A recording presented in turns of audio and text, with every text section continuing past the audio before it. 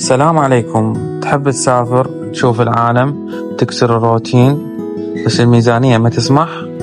خل أقول لك اليوم عن 5 دول أنت كعراقي أو كعربي بصورة عامة تقدر تسافر لها بتكلفة أقل من $600 وتعيش تجربة خرافية.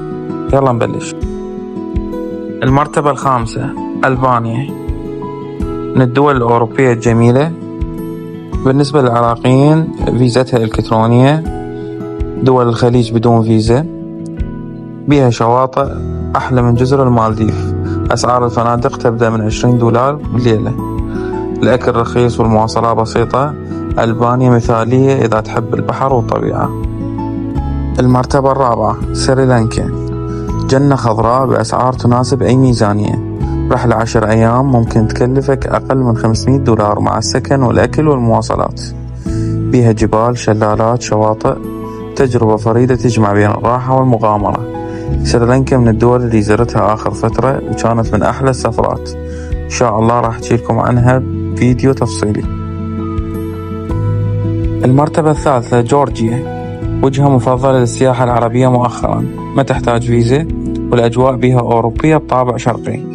السكن بالعاصمة تبليسي يبدأ من $25 بالليلة، والأكل الشعبي جدا رخيص ومناسب.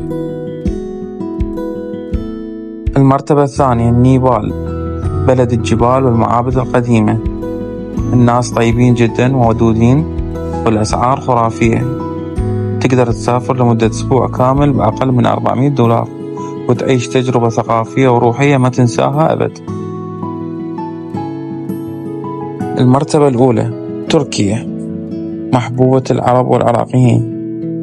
تبقى من أرخص وأجمل الوجهات للسفر العربي.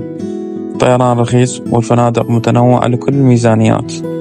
تقدر تزور اسطنبول أو ساحل أنطاليا وتعيش رفاهية على ميزانية بسيطة جدا. تتفق وياي أن السفر مو لازم يكون غالي؟ اكتب بالتعليقات لو عندك $600 لأي دولة من هاي ال5 تسافر. ولا تنسى تشترك وتفعل الجرس، لأن الفيديو الجاي راح يكون عن 5 دول أنت كعراقي تقدر تسافر لها بدون فيزا. كان وياكم كرار من قناة سافر بعقلك.